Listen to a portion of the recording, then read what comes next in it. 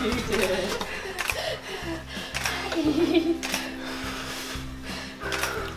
So cute.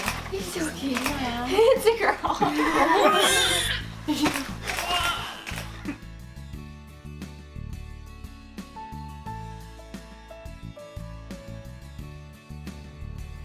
Welcome to Transformation to Parenthood. I'm Dr. Lolly DeYoung. In this TV series, we'll explore the kaleidoscope of choices in pregnancy, birth, and early parenting. We'll look at where you birth, how you birth, and with whom you birth, and talk about infant feeding and healthy family living. Our aim is to support you in transforming into a parent who courageously uses their voice, respects the choices of others, and ultimately trust themselves. The tribe of parenthood starts with support. Supporting each other, supporting our choices, and really knowing that each parent trusts themselves to do what they feel is right for their child. And to support them in that trust really helps them trust themselves even more. My background is in human and organizational systems and human development. And just based on my own birth experiences, which were a number of years ago, I've come to the conclusion that people want to make their own choices, but they want to make informed choices. So what we're aiming to do with this TV series is to present information, to bring in subject matter experts, to talk to parents, and explore the kaleidoscope of choices that are available to new parents.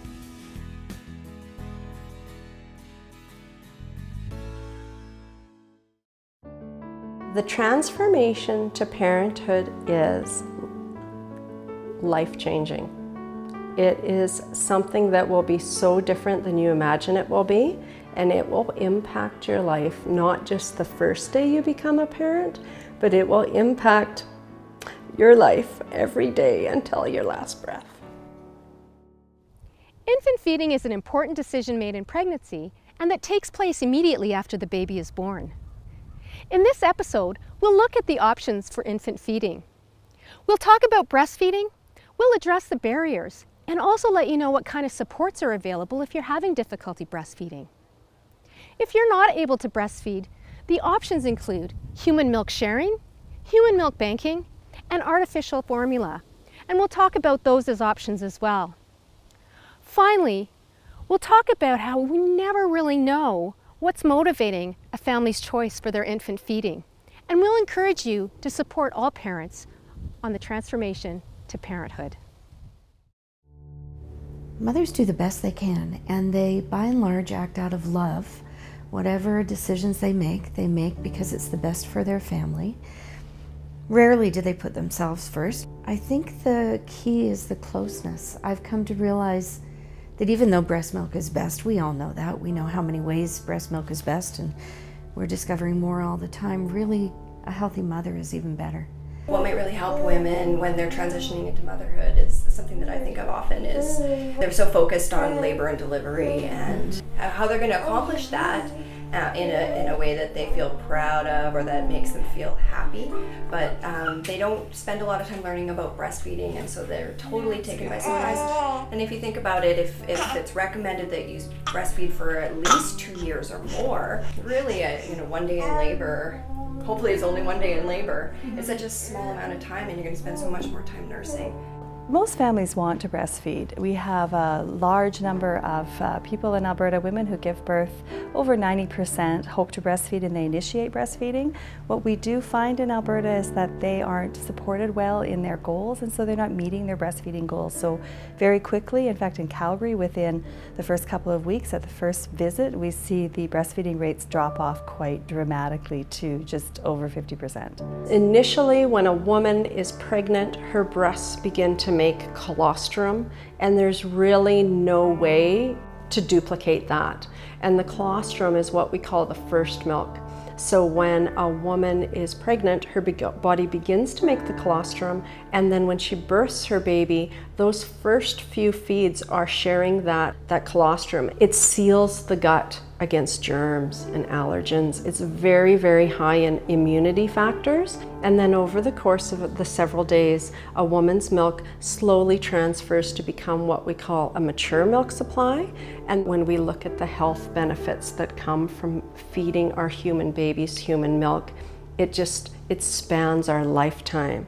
It helps children to know faster when they're full, and what that does is it sets them up for healthy eating in their later life. It also sets them up so that they're not morbidly obese. And so those are some of the things that make human milk special. Support mechanisms can be anything from attending a class about breastfeeding to setting up a support network of supportive people around you, to talking to your healthcare professionals to find out how supportive they are for breastfeeding. Sometimes women are told breastfeeding is going to hurt. If it's excessively hurting or just really uncomfortable, that can be for many different reasons. Some of it is as simple as having a shallow latch, and that's something that many different breastfeeding helpers could help you with. The Leche League's purpose is to help moms who want to breastfeed. So we're not out there promoting breastfeeding as much as we're there for when you do run into an obstacle, and to help you avoid those obstacles. So ideally it's great to go to the Leche League meetings while you're pregnant, and that's what my prenatal instructors encouraged, and I didn't do it and I wish I had. It just boiled down to support. You know, it was the 3 or 4 moms after the meeting that just came and surrounded me and said, hey, we've been here before, you know, we're here for you now, let's see what we can do. And it's just like, you know, like even, yeah, as moms, we still get choked up. So the very first step that I always encourage women to do is to really broaden their circle of support, to look to people who are successful at breastfeeding for peer support, and look to professionals that have successfully supported other breastfeeding women. But when that's not enough, when things still aren't working well, we have internationally certified lactation consultants, IBCLCs. We have them in private practice, and they're also within our healthcare system. So as a registered lactation consultant, what makes our training unique as compared to lactation educators or the Leche League leaders, we're helping families with advanced breastfeeding and advanced lactation challenges. How we help families with breastfeeding is helping people to prepare preconception all the way to last latch. In this segment, we'll continue to talk about breastfeeding. We'll talk about the changes to your body and what to expect. We'll spend some time talking about nursing in public. It is your right to breastfeed anytime, anywhere. And finally, we'll talk about some of the barriers to breastfeeding and how to overcome them. When women are pregnant and then they go into nursing, there's quite a large change with bust size. And it's the biggest challenge because a lot of times your ribs are expanding, none of your bras fit. A lot of women are quite surprised at how big they can get compared to what they were before. And it's heavy because once your milk comes in, the breast feels heavy. So they're looking for something that's supportive. As far as nursing goes, a great nursing bra, a great nursing tank, and a nursing top or dress. Because not all of your clothes are going to be that great nursing friendly. And women like to be able to access easily if they're out in the park or out to lunch or something like that. So it's discreet, although now breastfeeding is so much more prevalent and women are very open to breastfeeding in public. That's never been too much of an issue. It seems there's more encouragement for moms to come out and about with those babies, but at the same time we're giving them a lot of tools to help protect themselves and keep their breasts covered. That can be the only thing that allows a mom to go out, is to feel as if she can go out in public and she can take that cover with her and she can still feel comfortable. It can also be another barrier for a mom who hasn't been breastfeeding with a large cover. We have the right in Canada to breastfeed anytime and anywhere moms and babies otherwise have the right to be. And no one can ask a mom or should ask a mom to cover up, and no one should ask a mother to move. That is a violation of the rights of that mother and the child. So we need to stop telling moms and women and girls how to dress and what to wear and whether or not their breast should or shouldn't be covered. Because if it's okay, if the mom gets to decide on her own, this is how I'm going to breastfeed, these are the clothes I'm going to wear while I'm breastfeeding, this is how much skin I'm going to show when breastfeeding, this is how comfortable I am, this is how modest I am. If we let mom take control of that, we're going to be doing a lot of favors for young, new breastfeeding moms. Some women have difficulty breastfeeding due to some beliefs about their breasts or some experiences that they've had with their breasts. For example, a woman who's been sexually assaulted. We need to be working with their physicians as well as their psychologists to be able to help them move past some of those memories and those flashbacks and some of that trauma that comes for them. Mom and baby are united in birth, and mom and baby continue to be united in the first days and weeks and months afterwards, and we need to treat mom and baby as a united pairing and not separate those two very, very important things for the beginning of life. Breastfeeding can look very differently for lots of different people. And it's not just a woman that has birthed her baby, and it's not all or nothing. We help women and men, actually. We help families chest feed, and in that case, you know, it's about their personal goals, what breastfeeding or human milk feeding means to that particular family. Similar to that, in the case of adoption, some women and families that adopt want the experience of breastfeeding. Many adoptive moms we work with what's called induced lactation, and we prepare them, even though they're having a surrogate or they're adopting a baby, we prepare them to be able to breastfeed, and that starts several weeks and months before their baby arrives. And so then those adoptive moms, some of them bring on a full supply, some of them bring on half a supply, and then that supplement would help to fill the child's need for nourishment.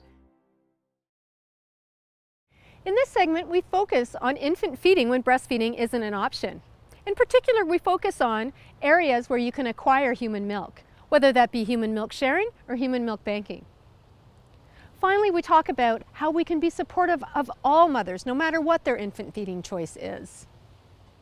Sometimes within same-sex couples, in regards to chest feeding, sometimes with a same-sex couple, you know, they've waited so long to have their new little one join their family, and so then they're just thinking of different ways that they might bond with their baby. And certainly chest feeding is one of those that same-sex couples can do.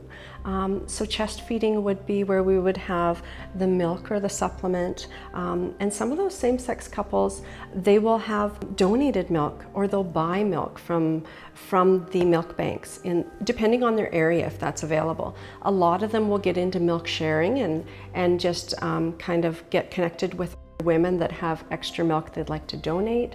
Sometimes same-sex couples have dear friends that are also breastfeeding at that time their own children, and they pump for those same-sex couples for that new baby. So it's really quite an exciting and cherishing time for them.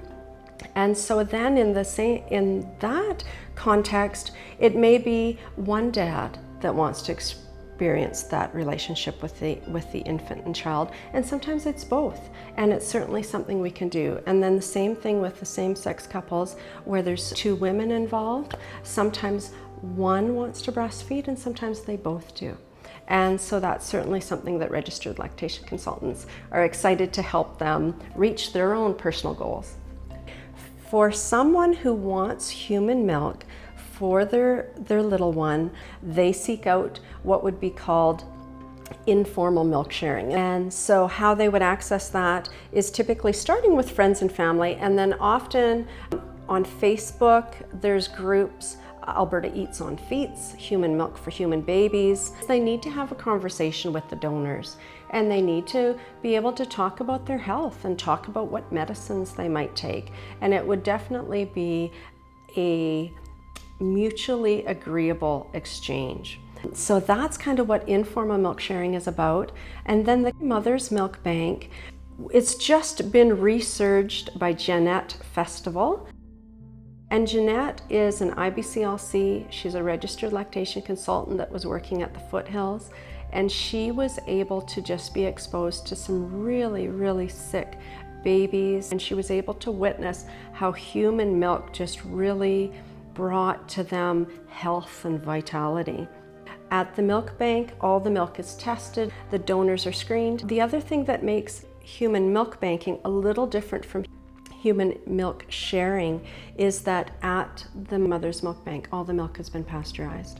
It's a great resource. We have such a wonderful outpouring of support for that, both professionally as well as private donors. And then there's the donors that actually donate the milk. And so that's always very exciting. The other thing that people may or may not know about the Mother's Milk Bank is when they do have a surplus of milk and the very fragile babies, their needs have been met, then some of that milk is given to adults that have stomach cancer or other things, and so it helps them along their journey. Human milk can't be duplicated, and while there is the nutritional value in it, there's the immunity value in the human milk. There is the live hormones that set up a person for life. Artificial infant milk is, thank goodness for it.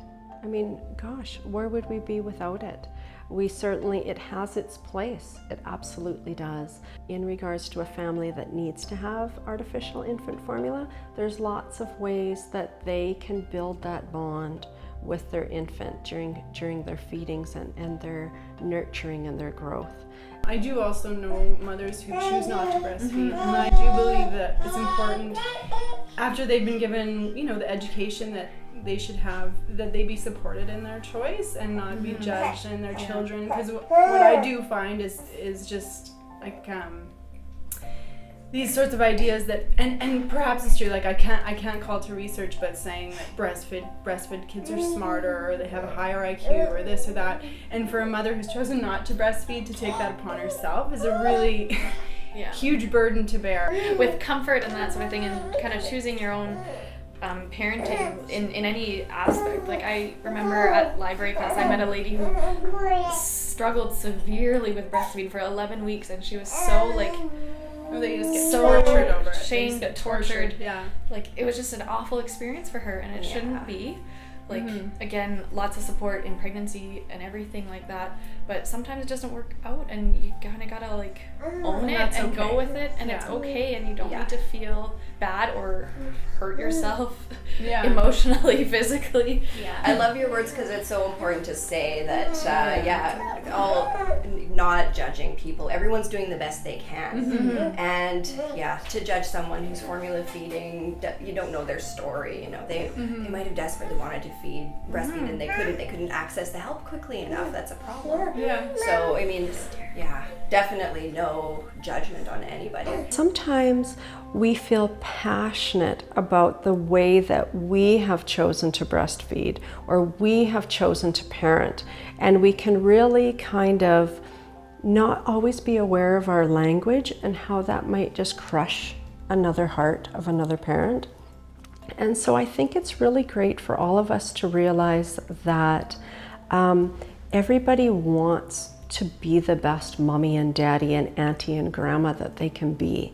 But that might not look the same in every family or every home. And we can support women by talking to them about what are their goals.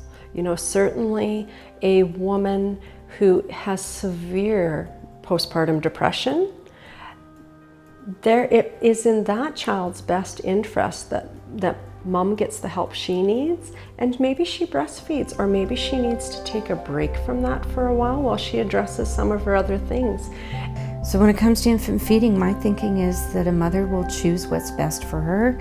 The other parent will cooperate in that decision, hopefully collaborate in that decision, and support that decision. And I would really love to see us as a gender supporting those decisions as well, because we really can't say what's true for someone else.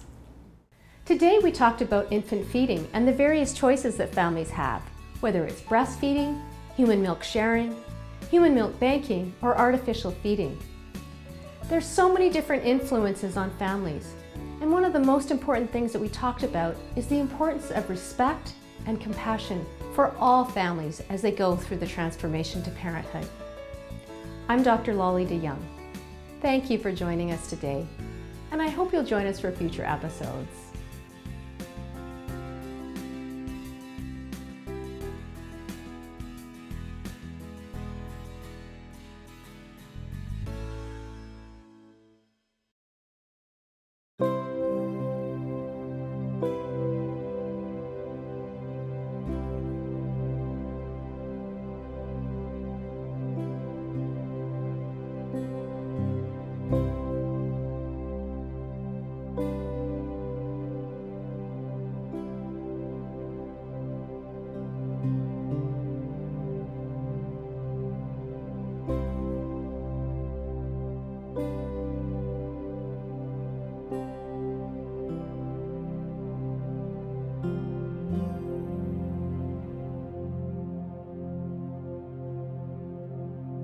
you.